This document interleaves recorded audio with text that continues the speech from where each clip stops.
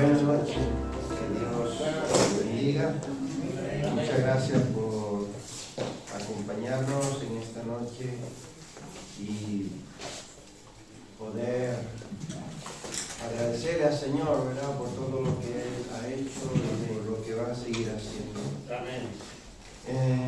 Este estudio del trasfondo bíblico, ¿verdad?, transformado, ¿no? Vamos a continuar recorriendo el libro de los Hechos. Ya vamos empezando el capítulo 20, ¿verdad? Hemos terminado el capítulo 19 y vamos a empezar el capítulo 20. Pero antes de empezar el capítulo 20 me gustaría ver si recuerdan cómo terminamos el capítulo 19. Si alguien recuerda lo que estuvimos. Capítulo 19, ¿con qué terminamos? Terminamos con una revuelta, ¿verdad? Sí, la revuelta de... ¿Una revuelta de quiénes? El platero, aquel que fabricaba unas figuras de plata, ¿verdad? Y inquietó a los otros compañeros en contra de lo del camino, ¿cierto? Pues en el capítulo 20 vamos a ver cómo continúa aquí vamos a decir, este ministerio de Pablo y su compañero predicando la palabra del Señor, ¿verdad? Y Pablo había pasado 3 años en Éfeso, donde el evangelio rompió con la idolatría y las personas abrazaron el evangelio. Entonces Demetrio, ¿se acuerdan quién era Demetrio? El Y platero. sus compañeros, aquellos sus plateros, hacen una revuelta contra los creyentes y formando un alboroto, ¿cierto? Estamos ubicados en el año 56, 57 después de Cristo, ¿verdad? Después del alboroto, Pablo decide abandonar a Éfeso tal como había planeado. Anteriormente, en el capítulo 19, versículo 21, su idea es pasar por Macedonia y Acaya, y luego a Jerusalén, y después ir ¿a dónde? Ir a Roma. Entonces, Pablo hace un recorrido a través de Macedonia, desde Filipos hasta Tesalónica y Berea, y posiblemente la provincia de Giria, cosa que no lo menciona Lucas aquí en el capítulo 19 ni en el capítulo 20 que vamos a empezar, pero sí lo menciona Pablo en Romanos capítulo 15 versículo 19. Lucas nos da detalles de algunas cosas que Pablo sí da muchas pinceladas en las cartas a Corintios o en la carta de Romanos. Recuerda que Lucas es el escritor del libro de los Hechos, ¿cierto? Aunque luego encontramos un libro con el nombre de Lucas. Lucas es quien escribe a los Hechos. ¿Y por qué mencionamos esto? Porque vamos a ver cosas en este capítulo 20 que no están ahí en esos versos. No están en esos versos, pero al estudiar y ampliar y analizar profundamente el texto, hay muchas cosas aquí que tenemos que abundar, ¿verdad? Entonces vamos a leer el versículo 1. Alguien que tenga una Biblia por ahí, que lea bien. Bueno, todos leemos bien, por alguien que se anime, que quiera leer. Fran, que tiene una voz fuerte. Fran tiene una voz fuerte, venga, Fran. De versículo 1 vamos a leer unos cuantos versículos, por lo menos 6 versos. Después que cesó el alboroto, llamó Pablo a los discípulos y habiéndoles exhortado y abrazado, se despidió y salió para ir a Macedonia. Y después de recorrer aquellas regiones y de exhortarles con abundancia de palabras, llegó a Grecia. Después de haber estado allí 3 meses y siéndole puestas acechanzas por los judíos para cuando se embarcase para Siria, tomó la decisión de volver por Macedonia.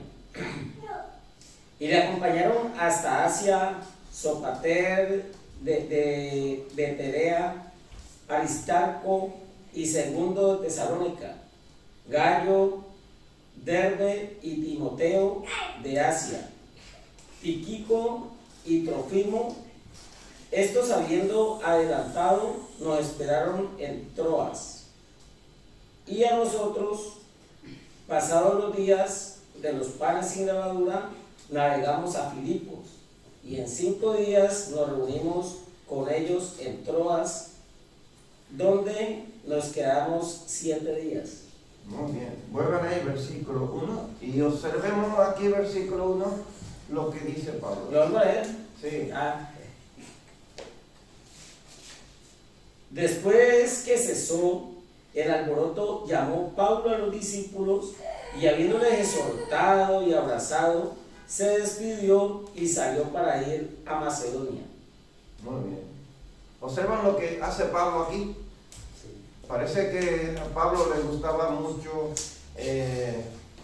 abrazar, aunque era un poco bastante de temperamento fuerte, ¿no? Pero vemos que era una persona muy sensible. Le gustaba, era cariñoso, le gustaba abrazar, pero también encontramos que era muy llorón. Él lloraba mucho. Luego más adelante lo vamos a ver. De un temperamento fuerte, vamos a decir en cuanto al Evangelio, ¿no? En cuanto a la santidad, a la pureza. Exigía mucho, pero luego él era una persona muy sensible, ¿no? Entonces vemos aquí que en el versículo 1, ¿qué él hace? Lo exhorta, ¿verdad? Le dio ánimo. Luego le abraza, se despide y sale nuevamente ¿a qué? A evangelizar, a seguir haciendo lo que él sabía hacer. Nos vamos a detener en el verbo animar para que entendamos qué hacía Pablo, qué es animar, ¿verdad? Según la concordancia Strong, sería en el griego parakaleo. En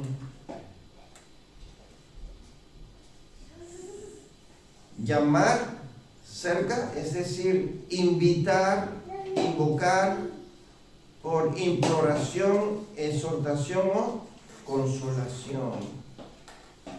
Orar, presentar, rogar, alentar, amonestar, animar, confortar, consolación, consolar, exhortación, exhortar, exigencia.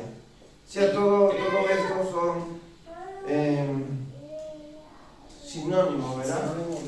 Sinónimo de lo que hacía Pablo cuando animar es esto, ¿verdad? Cuando vamos a decir una persona necesitaba apoyo, él estaba ahí. Si estaba afligido, él estaba consolando. Si estaba triste, él estaba ahí, ¿verdad? Con esa persona. Si estaba enfermo, pues él estaba también ahí en la enfermedad de esa persona. Una persona que se condolía de la necesidad de los demás. Y es digno, ¿verdad?, de imitar, ¿cierto? Es digno de imitar. Cuando vemos la necesidad de una persona, nosotros nos ponemos en el lugar con esa persona y nosotros le estamos apoyando. El ánimo es un tema importante en este capítulo. El verbo parakaleo, animar, aparece 3 veces en el verso 1, en el 2 y en el 12. Ahora una pregunta: ¿has podido animar a alguien en su fe en el transcurso de tu vida? ¿Alguna vez te ha tocado animar a alguien en la fe? ¿Alguien que esté desalentado? ¿Alguien que esté ahí un poco decaído, ¿verdad? Que no sienta ánimo de continuar, que diga: yo abandono, yo no sigo, ¿no? Es cierto, es bueno ayudar a la persona, ¿verdad? Animarle a que continúe hacia adelante. Así es. Tenemos que hacer, ¿verdad?, el papel. No matar a la gente. En el versículo 2, las regiones, en el versículo 2, con muchas palabras, dice, con muchas palabras. Esto revela que dedicó suficiente tiempo en estos lugares. O sea, donde él estaba, en el lugar donde él estaba, dice, con muchas palabras. Él animaba, exhortaba, enseñaba a la persona en la región donde él estaba. Y esto lo hemos ido viendo en el desarrollo de todos los capítulos, ¿verdad?, del libro de Hechos, que Pablo iba donde quiera que él llegaba. Él visitaba, confortaba, consolaba, animaba a los hermanos a continuar hacia adelante.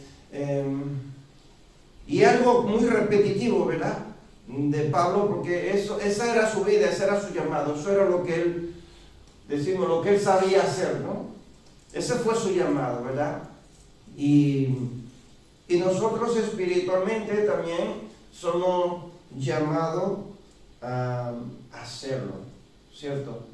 Animarnos los unos a los otros, confortarnos los unos a los otros, estimularnos al amor y a la buena obras. Hay muchos versos en todo el Nuevo Testamento que nos anima a que nosotros debemos, ¿verdad?, de ayudarnos, ¿no? Animarnos, consolarnos los unos a los otros. Y puede ser que Pablo visitó en este viaje algunas ciudades a donde no había llegado antes, como Grecia, ¿verdad? Los planes de Pablo y los planes de Dios de salvación en el versículo 3. ¿Qué hace cuando tus planes son desechados por las circunstancias? ¿Qué haces?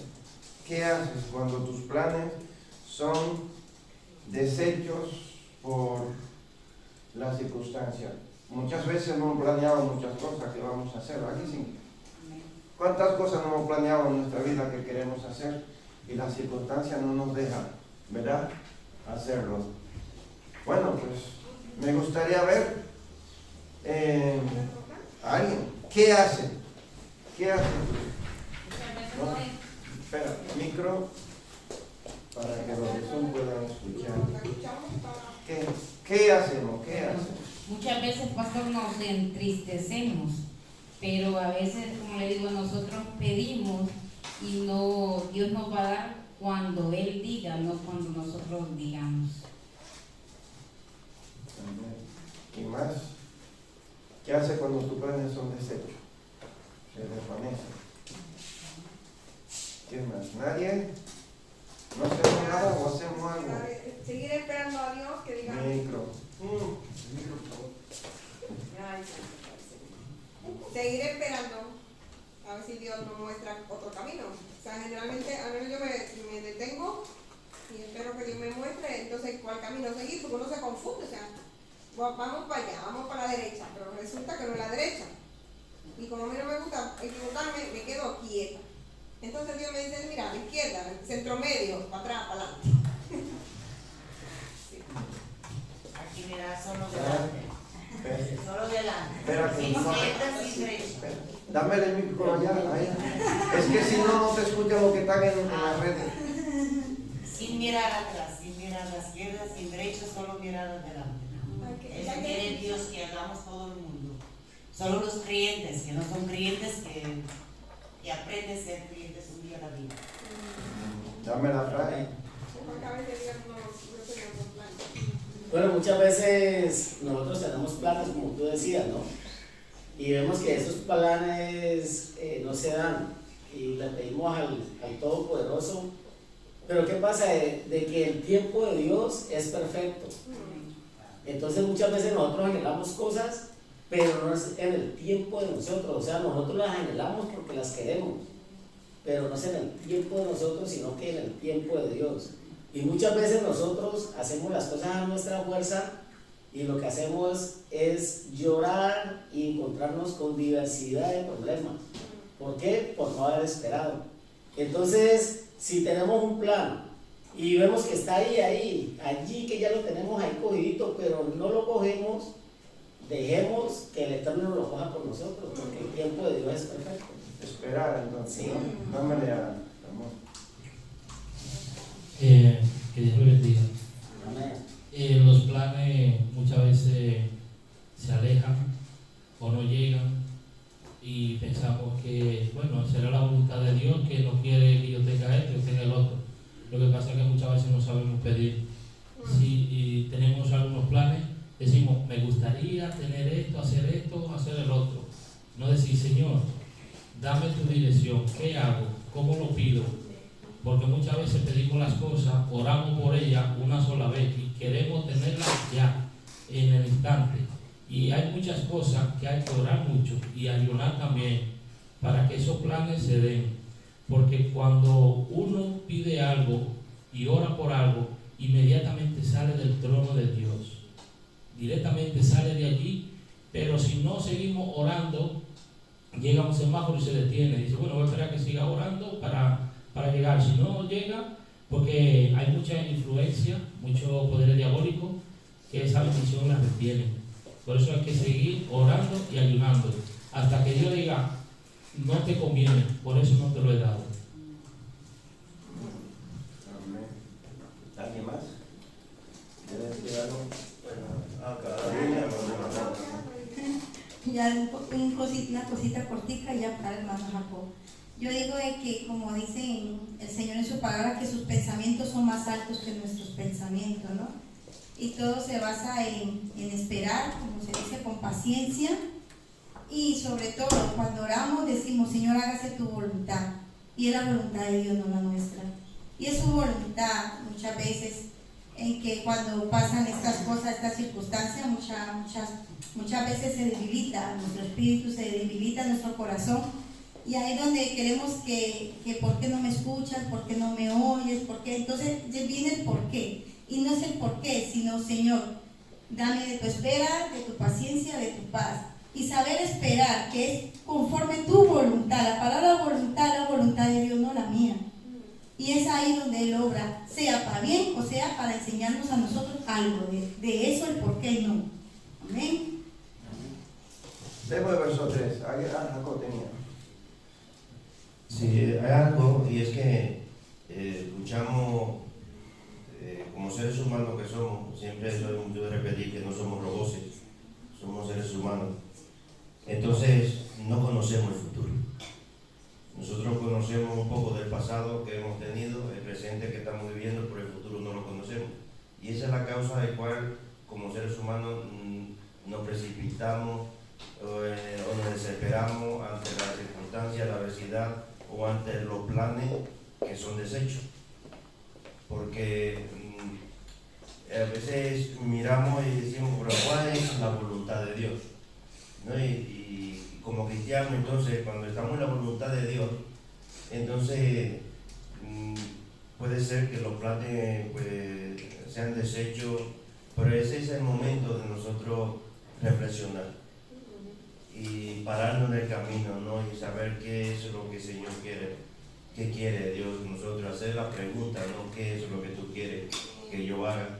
Porque no conocemos el futuro, solamente Dios lo conoce y Él es el que guía nuestros pasos, ¿sí? Pero siempre tendemos a desesperarnos y a desmayar, a llorar y a tirar la toalla en el momento que nuestros planes son deshechos. Y yo creo que es el momento de nosotros pararnos y preguntarle a Dios qué es lo que tú quieres.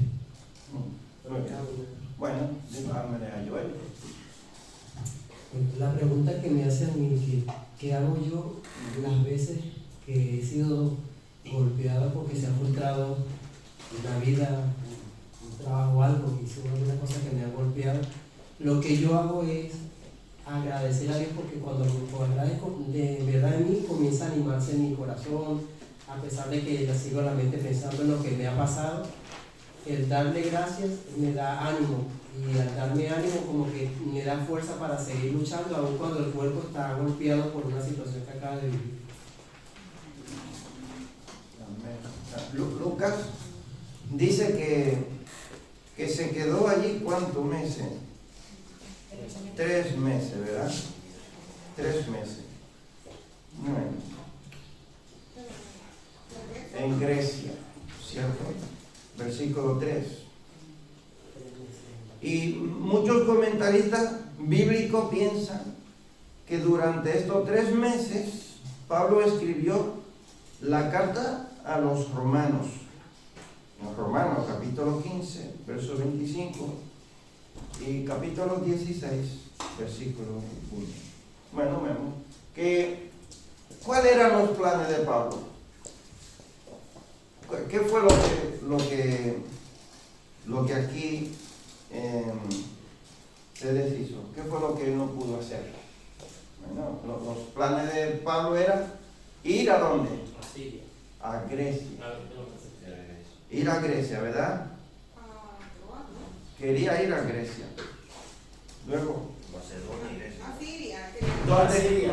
Donde se quedó 3 meses y se preparaba para regresar en barco a Siria, cuando descubrió que unos judíos tramaban una conspiración contra su vida. Entonces decidió regresar por Macedonia. No pudo ir a Siria. Bueno, él estaba en Grecia. Estaba equivocado. Él estaba en Grecia y quería ir a Siria. Y no pudo ir. Porque estaban tramando un complot contra él, ¿verdad? Sí. Ponerle en el barco. Parece que pensaban a ir a atacarle en el barco. Sí. Cuando él subiera al barco. Y luego cuando él descubre lo que están tramando los judíos, él lo que hace es que se va por ¿dónde? Se regresa, ¿verdad? Se regresó. Sí. Y se va por Macedonia, por tierra. Se va por tierra. O sea, se le deshace sus planes, ¿cierto? Pero él no se quedó ahí paralizado. Él no se quedó paralizado, él buscó otra opción. Él buscó otro medio, cómo llegar a otros lugares. Él no se quedó ahí. Siempre Dios tiene puertas abiertas para las personas que quieren trabajar en sus obras. El que se queda ahí paralizado no avanza. Él no se queda paralizado, él busca dirección. Es posible que orara, es posible que clamara a Dios, pero vemos que él toma una decisión, ¿cierto? Él no se queda ahí esperando a que los judíos se marcharan, desaparecieran, no. Él dice, bueno, me voy andando. Parece que tenía opciones, ¿no? Y es lo que nosotros tenemos que aprender, a no quedarnos ahí detenidos cuando se nos deshacen nuestros planes. Dios tiene otros planes y tenemos que buscar la dirección de Dios. ¿Cuáles son los planes que Dios tiene para nosotros? Muchas veces se nos deshacen los planes y nos quedamos ahí y ya no avanzamos para ningún otro lado porque nos centramos solo en ese plan que nosotros teníamos. Pero igual ese no era el propósito de Dios. Ahora vamos a buscar cuál es el propósito de Dios. ¿Cuáles son los planes que Dios tiene para nosotros? Porque igual esto no me funcionó, pero me puede funcionar el otro, ¿verdad? ¿Ada? Sí, hay una canción antigua, igual algunos hermanos conocen, que dice, si tú ves que el Señor una puerta cierra, mira por la ventana, no te quedes parado junto a la puerta, sino hallarás la respuesta. Si el camino donde vas parece terminar, es tiempo de empezar un nuevo camino. Seguro lo sacaron de esta historia. O sea, si el Señor te cierra una puerta, no te quedes detenido, mira por la ventana. Si ese camino parece terminar, es hora de empezar un nuevo camino. O sea, él quería ir a Siria, seguramente con toda la intención de allí levantar iglesias, eran buenas intenciones. Pero Dios permitió, porque Dios lo permitió, porque Dios permite las cosas malas. Dios no estaba comiendo las uñas, ahí, ay Dios mío, ahora mira esto. No, Dios lo permitió, porque sabía que Pablo estaba hecho de un material que nosotros ninguno estamos hechos a veces, ¿eh? Y Pablo, cuando llega el problema, va directamente a Macedonia. Así es. Bueno, porque los judíos planean una cosa, ¿verdad? Planean hacer una emboscada contra él. Y de manera que Pablo lo que hace, que cambió sus planes, ¿cierto? En lugar de tomar un barco desde Siria, decide volver a través de Macedonia, por tierra. Le va a tardar más, pero él no se detiene. Satanás no va a detener los planes que Dios tiene, ¿verdad? Para continuar salvando personas. ¿Sí? Aquí vemos que a Pablo se le barajaron los planes, como decimos, pero no solo a él, también a los que seguramente pasaron el día diciendo, le vamos a pinchar la rueda al barco, le vamos a atar una piedra en los pies, le vamos a pellizcar, muchas cosas, me imagino. A ellos también se les desbarataron esos planes, porque lo más probable es que le iban a hacer mucho daño, pero el Espíritu Santo lo vio y él no pasó por Macedonia porque él quiso, era el plan de Dios que pasara por allí. Y por eso el Espíritu Santo lo vio y le hizo saber que lo estaban esperando allí. O sea que dos planes que no salieron, para los buenos y para los malos. Pablo tuvo que cambiar toda su agenda para preservar su vida. En lugar de navegar a Siria, viajó por tierra por Acaya y Macedonia, navegando de Filipos a Troas, donde su equipo había acordado encontrarse con él. O sea, aprovechando pasar por tierra, pero que este hombre no se paraba, que por donde quiera que le iba pasando, él iba sembrando la semilla, ¿verdad? Iba dejando, ¿verdad? Según su nueva agenda, Pablo esperaba estar en Jerusalén para la fiesta del Pentecostés. En el versículo 16, está David, si lo quiere poner, versículo 16, para que leamos los planes. Porque Pablo se había propuesto pasar de largo a Éfeso para no detenerse en Asia, pues se apresuraba por estar el día de Pentecostés, si le fuese posible, en Jerusalén. Quería estar allí, ¿verdad? Ese era su plan, pero no pudo ser, ¿verdad? No pudo ser. Entonces, él no se detiene. Pablo mismo escribe que a los que aman a Dios, todas las cosas le ayudan a bien. Romanos capítulo 8, versículo 28. Y por eso siempre se une a la obra de Dios. Aprovechando el tiempo, no se distrae cuando las cosas no le salen a la manera que él piensa. No pierde tiempo, él sigue buscando soluciones, ¿verdad? En el versículo 4 vemos, ahora tiene más compañía. Él no se detiene. Pablo se ocupó de recaudar una ofrenda para la iglesia de Jerusalén. Hay muchas menciones a esta ofrenda, pero de Pablo. Lucas no omite.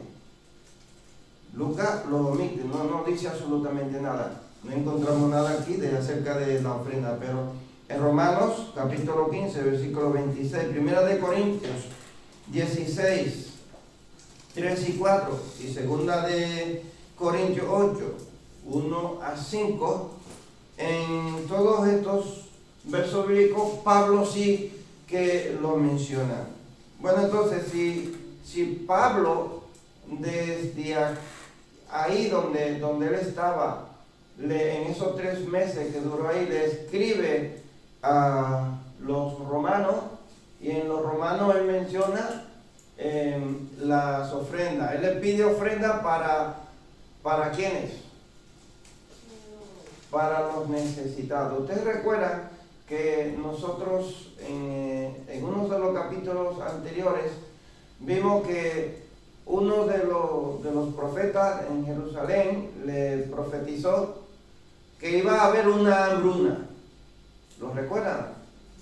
Iba a haber una hambruna. Y Pablo y los compañeros de él propusieron empezar a recoger ofrenda para llevarle a las personas necesitadas.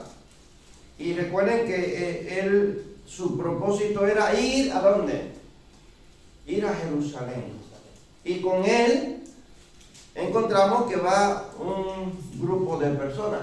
Va una comisión. ¿Cierto? Va un grupo de personas. Pero este grupo de personas que menciona aquí Pablo no son personas solo oyentes.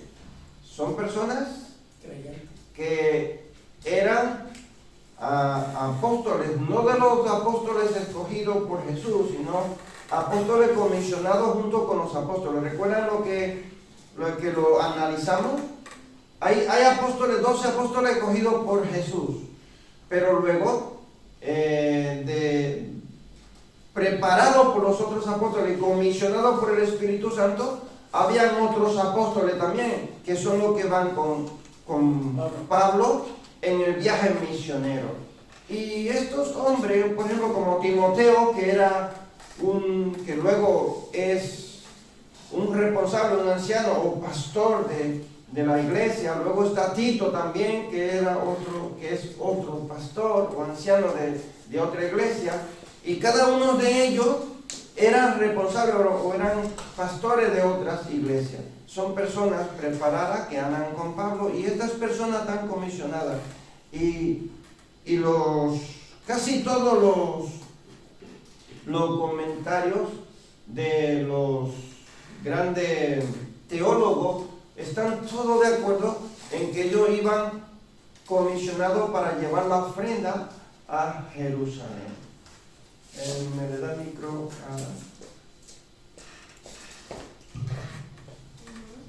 Sí, en casa miramos eso, y ahora en la otra diapositiva me lo fueron unas citas.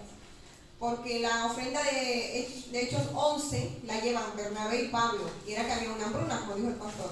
Pero esta ofrenda es distinta, o sea, de esos lugares que Pablo había sembrado, que habían salido iglesias de gentiles y judíos, de Asia, de Macedonia, de esos lugares, salen representantes, como si digamos ahora sale uno de Pamplona, un representante de Asturias, un representante de Galicia, digo yo provincia, no la sé mucho. Y sale de cada lugar que Pablo había establecido una iglesia, sale un representante. Lucas no dice nada. Ustedes saben que Lucas le está escribiendo a un alto funcionario. ¿Y qué más le da al alto funcionario esas cosas, pienso yo? Lucas casi no dice nada, pero Pablo, o sea, cuando leemos la Biblia no se puede contradecir. Entonces, Pablo, cuando ya está narrando su versión, que dice que se admira del amor de los hermanos por esa ofrenda, y no había una hambruna ni había nada, o sea, solamente fue una ayuda a los pobres de Jerusalén. En Jerusalén había muchos pobres, ¿por qué? porque la viuda, la gente que se quedaba sin ciudadanía, andaba por las calles pidiendo dinero o esas cosas. La gente, en el tiempo de lo que estamos leyendo, en el año 57, los cristianos pasaban mucho hambre porque los sacerdotes ya no les daban ayuda, porque no eran de la iglesia judía. Entonces había mucha gente con necesidad, que porque eran cristianos, ya nadie le ayudaba, no le daban subsidio como aquí ahora, ¿no? Te dan un subsidio porque tú tengas desempleo o no sé qué. Pues en los tiempos de los apóstoles pasaba lo mismo. Los dirigentes judíos no ayudaban a las personas que ya eran del cristianismo, y había muchos cristianos. Entonces había muchos pobres. Entonces ellos recolectan una ofrenda, pero lo bonito es que Lucas no dice nada. Lucas, porque como Lucas le está escribiendo a Teófilo, que es una persona que no es judía, yo pienso, desde mi punto de vista, que Lucas lo omite, pero Pablo cuando le está escribiendo, reconociendo la ofrenda que envían los de Corintios con Tito, entonces Pablo sí les reconoce el esfuerzo, porque también era gente pobre, pero gente gentil. Entonces cuando estudiamos la Biblia, hoy nos pasamos un rato porque no encontramos los versos, ahí se nos fueron para otra diapositiva, porque claro, un comentarista lo dice, MacArthur lo dice, pero porque lo dice. O sea, nosotros tenemos que ser como lo de Berea, porque claro, los comentaristas decían que era una una ofrenda, pero tuvimos que ir a Romanos, tuvimos que leer Corintios, la segunda a Corintios, y identificar qué era lo que pasaba. No sé si los hermanos me captan. O sea, las iglesias nuevas, ya Jesús murió en el año 33, estamos en el año 57, o sea, son muchos años, hay muchas iglesias nuevas. Entonces estas iglesias nuevas envían una ofrenda a la iglesia madre que está en Jerusalén, porque en Jerusalén había muchos pobres, porque había más creyentes. Entonces de ahí viene esa dinámica de Lucas, omitirlo, porque Lucas le escribe, vamos a decir que yo sea Lucas, yo le escribo en español, que al español no le interesa que en República Dominicana la bandera es roja y azul, yo le voy a decir que hay una bandera. Entonces Lucas le escribe a un funcionario que no es judío, y Lucas omite muchos detalles, muchos. Así es, porque está escribiendo las cosas que son más resaltantes, más importantes, ¿verdad? Para que el lector, a quien él escribe, y los más lectores que van a leer el libro o esa carta, ellos puedan entender más o menos qué es lo que iba aconteciendo. Entonces encontramos, en el versículo 4, encontramos a las personas que seguían a Pablo, o sea, que iban acompañando a Pablo, de 3 provincias de Macedonia, Sópater de Berea, Aristarco y Segundo de Tesalónica, de Galacia está Gallo, que era de Derbe, Timoteo de Listra, y de Asia, Tíquico y Prófimo. Estos son los acompañantes que van con Pablo. Y si lo analizamos y buscamos la biografía de cada una de estas personas, vamos a encontrar que eran personas responsables de iglesia, ancianos, pastores, que lo que acompañaban a Pablo. No eran personas novatas, nuevos creyentes, que iban con él como guardaespaldas, protegiéndole, no, iban a una misión. Eran personas que iban comisionadas por las iglesias para ir a Jerusalén. ¿Tenía algo que decir, Ramón? Sí, como dijo antes, que solamente no eran los apóstoles que había elegido Jesucristo, sino que había más apóstoles. En griego quiere decir, la palabra apóstol en griego quiere decir mensajero, enviado o embajador. Entonces yo creo que, como dice usted, eso, aparte de los 12, había muchos también que eran apóstoles, igual que también los discípulos, que quiere decir también en griego aprendiz, el que aprende. Entonces entre discípulos y apóstoles habían bastante, no solo los que conocemos el Hijo de Cristo. Sí, todos aquellos que fueron comisionados por la iglesia, que el Espíritu Santo apartó para el ministerio es enviado. Apóstol quiere decir enviado. Por eso hoy día nosotros encontramos muchos apóstoles, muchos nombrados apóstoles, porque son enviados, no son pastores de una iglesia. Para ser un apóstol tiene que ser una persona que sea enviada a una misión. Es muy diferente de lo que es un profeta. Un profeta no es enviado. Un profeta es alguien que profetiza. Entonces, eso es lo que es un apóstol, un enviado, ¿verdad? La iglesia lo coge como si fuera un misionero, pero un misionero llevan misiones, ¿verdad? Porque eso es lo que significa. Misionero va a una misión, ¿cierto? A predicar. El apóstol es un poco más global, ¿no? Más amplio que lo que es un misionero. Un misionero puede ser de una iglesia, de una sola línea de iglesia. Por ejemplo, vamos a decir, de la iglesia bautista, por ejemplo. Escoge un misionero, ese misionero anda por toda la iglesia bautista, visitando a todos los hermanos, y esa iglesia le paga su sustento, ¿verdad? A esa persona.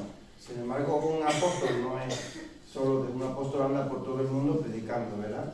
El evangelio. No a una sola línea de iglesia, sino, no importa. Lo puede invitarlo a África, lo puede invitarlo a China, lo puede invitar a donde sea, y allí tiene que ir porque está comisionado. Es un enviado, ¿verdad? En el versículo 5, estos hermanos se van en barco y se adelantan a Pablo y lo esperaron en Troas. Después de los 7 días de la fiesta del pan sin levadura, en abril, Pablo embarcó en Filipos, acompañado por Lucas. En Troas se encontraron con los demás y permanecieron allí 7 días. O sea, Pablo le manda a ellos adelante, ¿cierto? Se van en un barco, y cuando Pablo quería embarcarse en el barco, se recuerda, ¿no? Encuentra el problema de que le quieren hacer ahí una emboscada, y él se tiene que ir andando. Allí se encuentra, ¿cierto? Eran los planes de Pablo, encontrarse allí en aquel lugar. Una preguntita aquí que tenemos: ¿qué cosas llaman tu atención en el verso 6? Lo podemos leer, el versículo 6, y vamos a ver qué cosas te llaman la atención. Dice: y nosotros, pasados los días de los panes sin levadura, navegamos de Filipos, y en 5 días nos reunimos con ellos en Troas, donde nos quedamos 7 días. ¿Qué cosa te llama la atención aquí? ¿Será que estaban haciendo algún tipo de Dame el micro. Sí, no sé si aquí estaban haciendo algún tipo de ayuno, porque dice que estaban comiendo pan sin levadura.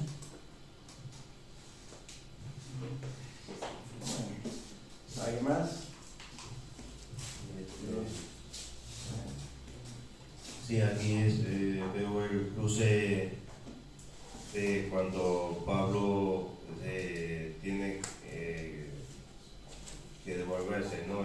Coger andando, evitando el problema que se presentaba por la acechanza de los judíos. Y los otros se fueron por mar y lo esperaron allí a ellos, a Pablo y a Lucas, lo cual ellos duraron 5 días. Caminando, 5 días caminando. 5 días caminando. Mira, tanto en el cruce en barco eran 2 días que pasaron más o menos, que cruzaron los otros. Entonces nosotros la esperaron allí. Es lo que veo aquí, ¿no? Ellos duraron 5 días caminando hacia allí. ¿Quién más? ¿Alguien más? Gracias. creo que fue que Dios le puso para que celebraran la fiesta de los panes sin levadura, porque coincidió con el paso de ellos y esa fiesta. Eso me llama la atención. Y por descarte, si estaban los panes sin levadura, había pasado la Pascua. O sea, como en el examen que tú marcas lo que te sabes, el otro ya lo dirás, pero si estaban los panes sin levadura, es porque estaba la Pascua, la habían celebrado, porque primero se hacía Pascua y después 7 días eran los panes sin levadura, ¿no? Tengo yo como entendido que me pierdo un poco ahí. ¿Es así o no? Primero la Pascua, Jesús. Y ellos en Éxodo celebran la Pascua y después que celebran los panes sin levadura. Sí. Ellos recuerdan que cuando estaban en Egipto, cuando sacrificaron el cordero, el día que se murió el primogénito, la Pascua, ¿verdad? Y luego Dios le dio por estatuto, ¿verdad? Ley, que tenían que celebrar la fiesta, los panes sin levadura. ¿Qué significaba el pan sin levadura? Una tortita sin levadura, un pan más. ¿Qué significaba? Sí, ¿qué significaba el pan sin levadura? ¿Alguien recuerda? ¿Alguien recuerda qué significa? Dolor, digo yo. Sí. Pan sin levadura. El pan sin levadura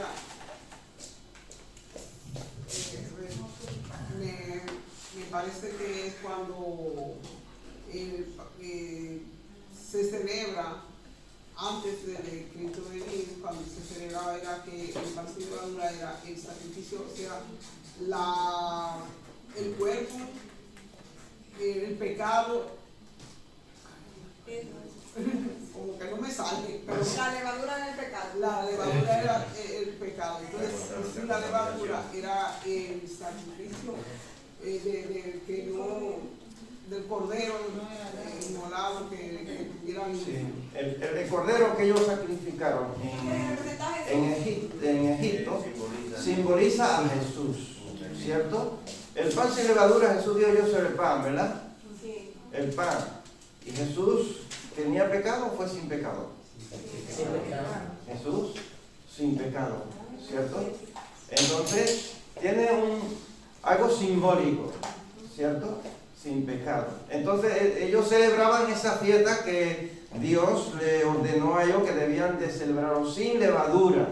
O sea, les recuerda a ellos que salieron de Egipto. En Egipto que había muchos ídolos, mucha idolatría, ¿cierto? Entonces ellos tienen que recordar que eran esclavos, ahora ellos son libres, ahora ellos no están bajo esclavitud, no están bajo la idolatría, ahora ellos están bajo ¿qué? El control, bajo la protección de Dios. Ellos tenían que recordar, ¿verdad? Entonces ya pasaron la fiesta de el pan sin levadura. Dice aquí Lucas, está diciendo en primera persona, ¿verdad? De plural, nos. Indica que Lucas estaba con Pablo, ¿verdad? En ese momento. Luego ya hemos visto, Lucas tiene mucho tiempo con Pablo. De hecho, por eso él escribe con tanta seguridad todo lo que fue sucediendo, ¿cierto? Porque él estaba con Pablo, él iba viviendo día a día todo el ministerio de Pablo, todo lo que Pablo iba haciendo. Pasados los días de los panes sin levadura, Lucas intenta detallar los movimientos de Pablo y utiliza el tiempo como marcador, nombrando además los lugares, fiestas judías también. Era abril porque la fiesta se tenía que celebrar en abril. En 5 días, dice, ellos esperaban pasar Pentecostés en Jerusalén, por eso se ponen en marcha. ¿Qué aprendemos de Dios en este ¿Qué aprendemos de Pablo, de las nuevas iglesias, de los gentiles? ¿Qué aprendemos de Pablo? ¿Qué hemos aprendido hoy? De Dios. Que no se estancó, que avanzó. Amén. Aprendemos de Pablo que no se estancó, que avanzó. Dios tiene control. Que Dios tiene el control. ¿Qué más aprendemos? Y Dios es soberano sobre los planes de los humanos y soberano sobre nuestros planes. Y el gran plan, yo siempre digo, el gran plan no es nuestra felicidad, que nos gusta tanto, somos muy hedonistas y muy positivistas. Pero tengo una mala noticia, ese no es el plan es el reino de los cielos. El plan era que él fuera para allá, recogiera su ofrenda, porque si no, Dios lo deja ir a Siria, porque los planes del diablo no pueden ir contra Dios. Entonces, los planes de Dios se cumplen, ¿sí o sí? Dios es soberano y también Dios consuela, porque Pablo no se amargó, porque muchas veces nosotros, cuando nos pasan las cosas, nos amargamos. Pablo no se amargó porque él sabía dónde Dios iba, la silueta de Dios iba caminando. Vale, no podemos ir a Siria, pero vamos ¿a dónde era que él estaba ahí en Filipos? Donde estaban los panes de Troas. Y allí se reúne con los muchachos y van para Jerusalén. Pero porque Pablo conocía a Dios. Y a mí me pasa mucho que me atrinchero a veces, ¿no? Cuando hago un plan y me sale otro. Y nosotros somos así, nuestra humanidad, pero cuando volvemos, el Espíritu Santo nos consuela, entendemos que hay un plan mayor que es el reino de los cielos, y no, ese plan, yo no soy el protagonista, yo soy un actor secundario. Le pasa que el mundo, Netflix y las canciones, las mujeres no lloran, facturan, lo que quieren es poner a nosotros en el foco, y yo no estoy en el foco, es Dios y sus planes. Y Pablo lo sabía muy bien. Cuando empezamos el capítulo 20, la semana pasada, Abel dijo una frase en casa: ahora empieza la parte triste. Y a mí luego me dio ganas de llorar, porque es verdad. Ahora vamos a ver cómo Pablo cae preso, le empiezan a pasar cosas. Y ya no va a haber una felicidad. De hecho, Pablo nunca llega a Roma. Pero esa es la vida misma. Pero Pablo cambió nuestras vidas. Eso es un spoiler. Pablo cambió nuestras vidas. Él nunca casi pudo hacer lo que él quería. Y eso no va a pasar a nosotros. Nunca, o casi nunca, tenemos todo lo que queremos. Pero si tú pones a Dios en tu vida y colaboras con Él en sus planes, entonces eres completo si trabajas en sus planes. Yo no sé, Pablo, si tú lo pones a mirar, al final tuvo un plan así, ¿no? Que da tristeza. Pero a los ojos de Dios, Pablo es Pablo, un hombre que hizo que el Evangelio llegara a nosotros hoy. Así yo aprendo que Dios es soberano sobre mi dolor. Porque a mí me duele, cuando los planes a mí me duele. Él es soberano sobre mi dolor y Él va a hacer que yo me levante, porque también Él es el consolador. Ramón, dame a Ramón.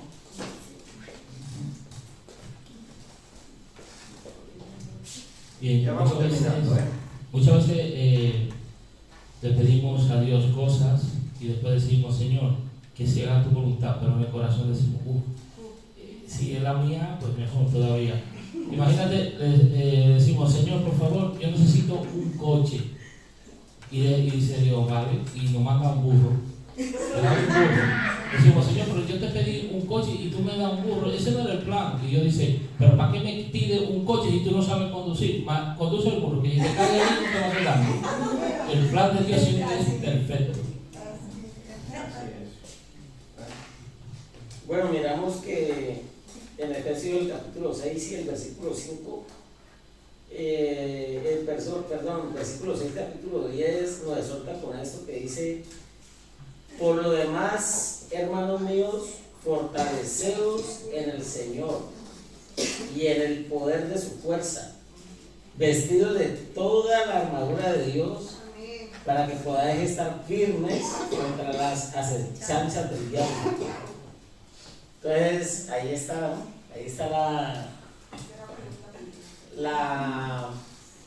el punto central, ¿no?